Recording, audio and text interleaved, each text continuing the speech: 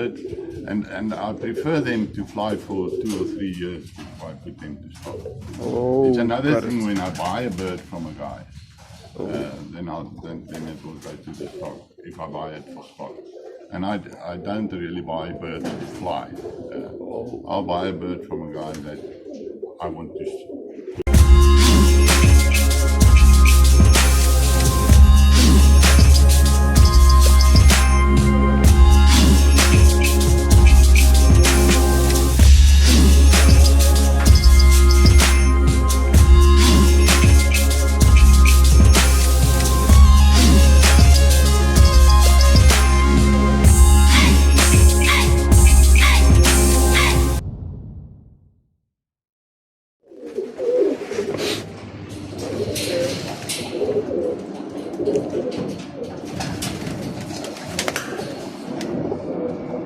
Yeah, I think we should start with the questions.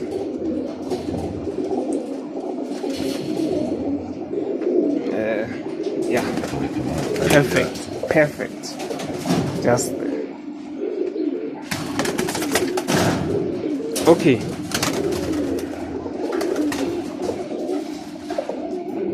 Okay, my first question is, how did you get into the roller pigeon hobby? And when did you start, and where did you get them from? Well, my first pigeons I had when I was only 10 years old. My dad bought me 2 pairs of rollers. In those days they were long rollers. And I kept them till I had to go to university and so forth, and he sold it all again. But then I started again in '83 when I noticed other pigeons flying, and it tickled me again, and I found out that it was I was a teacher, one of the boys playing rugby for me. His pigeons. So he introduced me to the other club members there in Selective and Van der Bijl in the Wall Triangle, and I got my birds from them. He gave me a few. Some of the other club members gave me a few. So that's how I started again. When I was a kid, it was only for the pleasure of it. I started competing in '83 when I joined that club. Got it. That was the first time I started competing. Okay, here's another question. For the newcomers in the hobby, what are the 3 things that you would advise them to focus on when starting a roller pigeon family?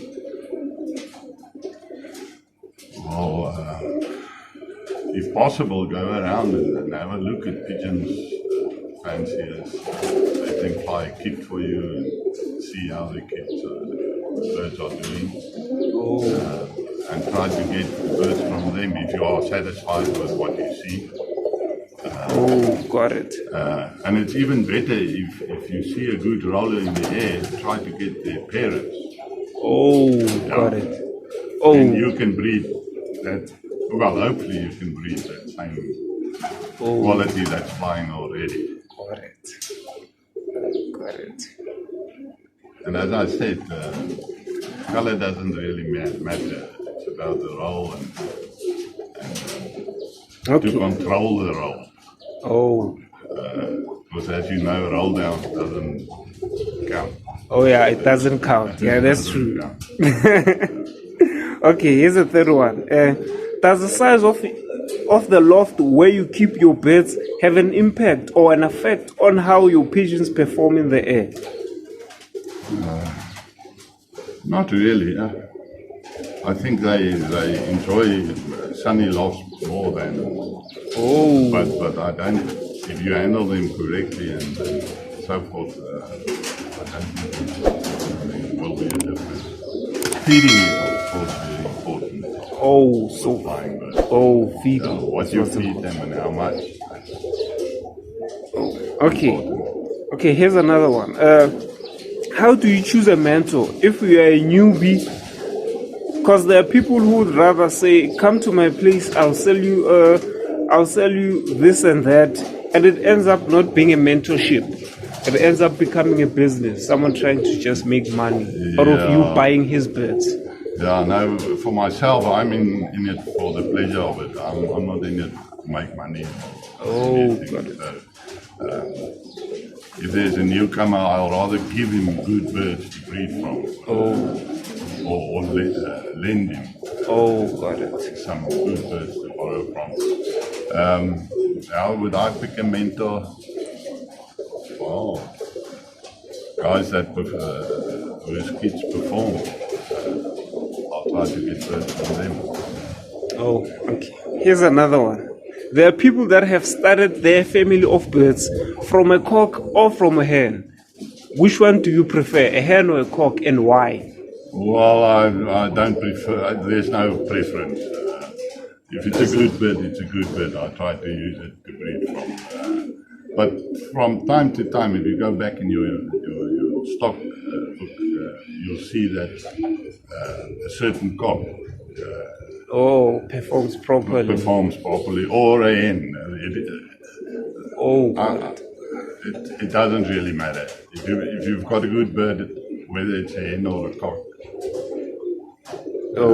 So it doesn't matter if it's a not really. No, not really. Okay. For me. I think this Maybe I'm wrong. That's why I'm suffering so much. Do you believe some colors roll better than other colors? No, definitely not. I've seen good rollers any color. White, grizzles, reds, blues, blacks. I don't think there's a difference in what color they were. Got it. Okay. Do you stock everything you breed? And how do you stock your birds? No, I don't stock everything. No. Well, after you must put them in the air and see what the babies do. And if they're good enough, then maybe sometimes they'll get into the stock box. I tend to keep my stock birds for quite a while. So the test is just you putting them in the air, and then they'll show you what's what. Yeah. Got it. Yeah. And what I can tell you, there's certain, two sisters, for example, the one performed, the other one doesn't perform that well. But if you breed with both of them will produce good offspring. That happens with me quite often. Got it. Okay, and another one is, in a competition team, do you fly more cocks or more hens? How do you do it? It changed over the years. Lately, for the past 3 or 4 years, I only fly in the competition kit with relatively good results. But earlier, usually I have a hen kit and a cock kit separate. And a few years ago, the one that's based on form, that's the one that will fly in the competition. Got it. But as I said, the last 3 or 4 years, I fly. Okay. Here's another one. Who would you say are the people you like and think are doing a great job with raising birds locally or internationally at the moment? I mean, there's guys in the past 4 or 5 years, we had a few South African champions in the World Cup competition. So obviously, that's the guys with the... Did you also participate in the World Cup? Yes, all of us sort of tried to qualify, because you have to qualify for the World Cup. Got it. There must be at least 7 members in a region, and the region register with the World Cup organization. And then those 7 guys, each 7 guys, you've got one representative. So if you've got 14 flyers, you've got 2 qualifiers. Got it. So we all participate, but we don't all, not all of us qualify for the World Cup. Okay, here's another one. What has been your biggest challenge in raising rollers over the years? I think homing babies. Because you lose some. That would be... It's sad for me to lose a baby that I've bred. before I can see what the Oh yeah, performance the is, potential it has. Yeah, what the potential is. Oh, correct. That would be the worst thing for me. If you lost all your birds and had to start all over again, whose birds would you start off with, and which bloodline is that? Well, as I said, there's a few World Cup winners in South Africa, but I will definitely go to Sparks Axel, maybe Rian Creer or Johnny Conradi. Because the guys that I got my birds from that are here now, some of them have passed away already, so I can't go back to them. But I'll Okay. the top performers. Okay. Number 12. Why is that sometimes a bird can be your best roller in the air, but it never produces itself when it's breeding time? That's $1 million question. You see, we talk about the rollers as performers in the air, but to be a complete roller, as the older guy said, they must be able to breed you good birds as well. So if it's a champion in the air, but it doesn't breed you champions, it's no good according to them. Yeah, actually, that's true. Most people have Birminghams with muffs. What's your take on Birminghams with muff? Okay, well, you didn't see any muffs here. I didn't see any muffs. There were, earlier days, there were Birmingham Rollers. I think it's, you know, when they started off with the Birmingham Rollers, they took different breeds, high flyers, long rollers, and they mixed it to get to our birds that we've got today, that fly and a roll, but keep on flying. Not too long, they must go back to the kit, everything. So maybe it's a kickback from those earlier days. Got it. But the description of a Birmingham roller is without muffs and crest. But that comes through now and again also. What are your favorite two colors? I don't really prefer any specific colors, but a dark bollet bird, black or blue bollet, is beautiful. Even a red bollet doesn't. I prefer birds to have some markings on them. Either badges in the face, white tips, white tail, striped tail, or something like that. No solid birds. I prefer not to breed with solid. Got it. I had birds at one stage, and the way I picked my breeders took me to a more, all my babies were solid. And it's difficult, the main thing is difficult to identify birds in the air if they are all solid. You don't know exactly which one is doing the... Okay, here's another one. When you make your birds, do you breed short to long, or there is more to it than that? No, there's no guarantee that there will be, if you put a long roller and a shorter together, that they'll breed a medium length. There's no guarantee. There's no guarantee. Some of their babies... Trial and error. Yeah, trial and error. Some of their babies can be long, others will be short, others will be medium. I don't think there's a science that tells you that they will breed in between. Okay, I noticed that you breed closed loft. Okay, open loft there. Yeah. Is it your favorite? Well, do you prefer it in comparison to the other type or style of breeding? Yeah, if you breed separately, it takes a lot of work. And I prefer the birds, well, I close them up till the eggs are there, and then I start to open them up so that they can get some practice flying there in the loft. Oh, not only sitting there in the nest. Oh, got it.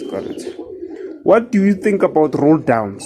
Do you think they can be used in building a family or just breeding them? You know, other people see things differently. What's your take on it? Yeah, preferably I'll not use a roll down. A roll down. Oh. But I did in the past. I've tried. Oh. And with mixed success. Some of her babies roll down. Others were perfect. They flew in the competition pitch.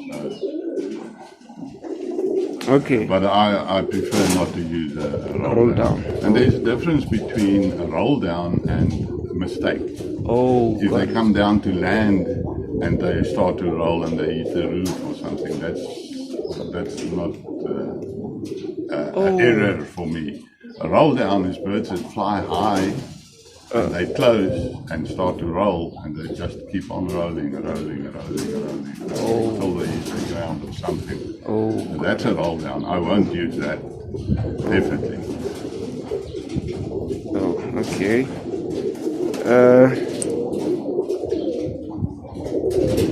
How many birds do you stock in a year, and what's your standard for stocking? Well, I don't count. It's a good bird, and I prefer them to fly for 2 or 3 years before I put them to stock. Oh, it's another thing when I buy a bird from a guy, then it will go to the stock if I buy it for stock. And I don't really buy birds to fly. I'll buy a bird from a guy that I want to put in the stock. Also, when you buy from that guy, is it what do you do? Do you tell them or ask them to fly them for you, and then you pick from the air, or it's just something that you look out for, maybe a body type, or? No, it depends on if I know the guy quite well, and I know he's an honest, straightforward guy, and he tells me this is a good bird. Oh, got it. But if it's somebody that I don't know that well, I'll prefer to see the bird fly in the air. Oh, and as I told you earlier, if there's a good bird in the air, try to get the parent. Oh, got it. You can breed the same, hopefully. Exactly. The same. Actually, I like it that way. Yeah. I like it that way. Oh, okay. According to you, what is temperament or character in a bird? Do you look out for temperament or character, and what is it? Yeah, well, I prefer birds mustn't be wild. Oh. I'm with them, and they mustn't fly in my face and jumping try up to get and down. away from me all the time. I like to be close to them, and so I like birds that's calm and I like. Look, there's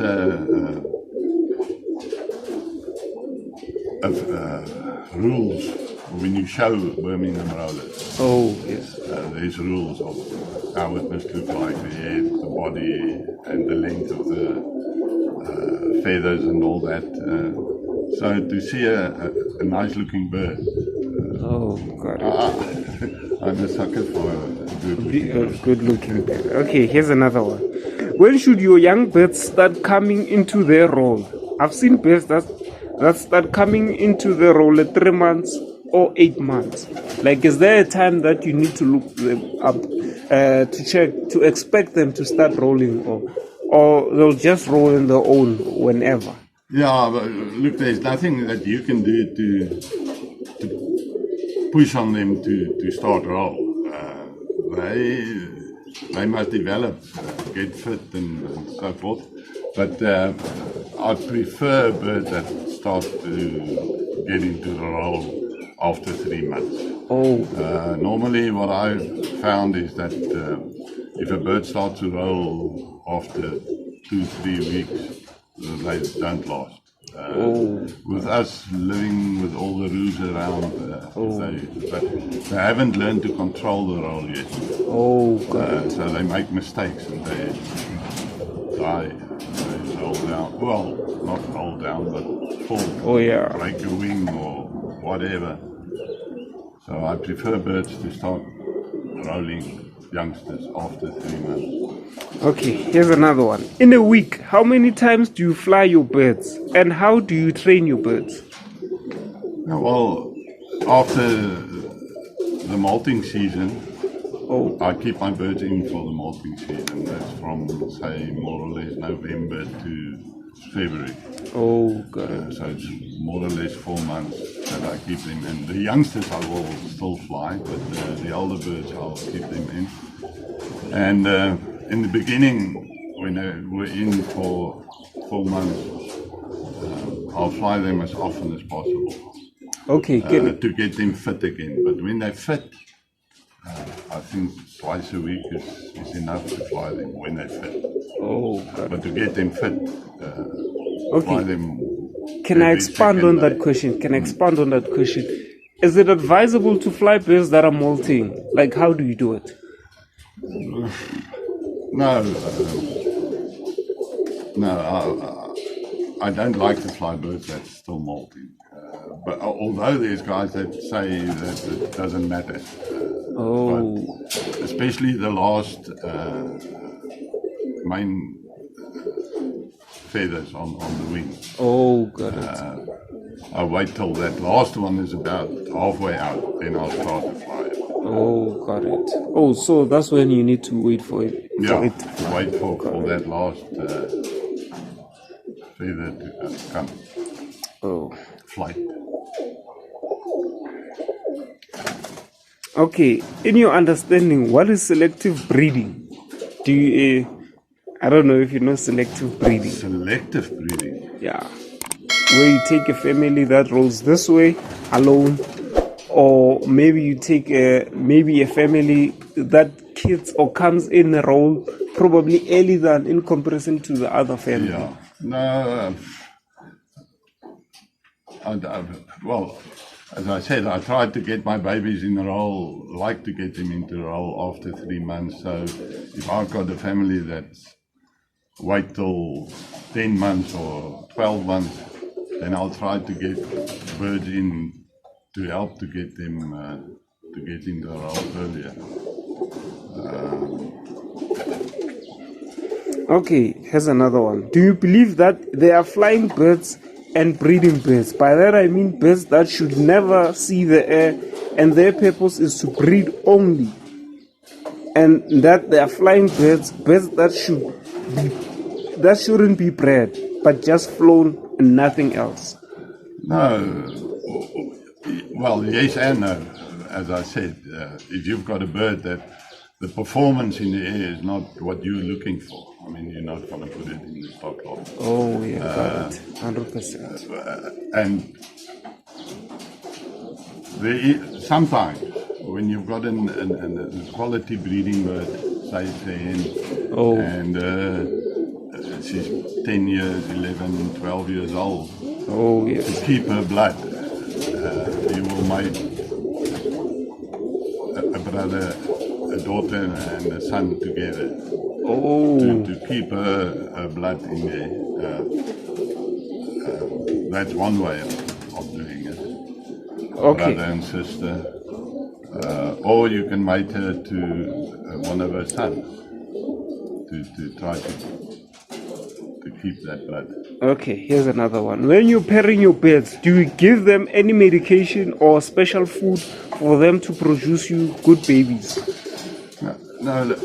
Yeah, well, they get different food from the food than the flying birds. The flying birds I only give corn and wheat and sunflower, the smaller seeds. Where the breeding birds get some peas also. And at this stage I've got a mixture that I buy from one of my club members. Got some pellets in as well. Oh, yeah, I was about to ask. And that's only for the breeding birds.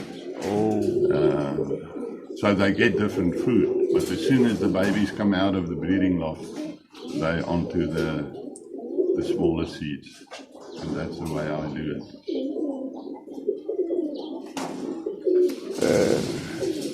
According to you, when is breeding season in South Africa? Well, when I started off, I was taught it's in the winter. It's in the The winter. winter months, April to August, sort of. Oh, But got it. in the past, I've bred any time of the year.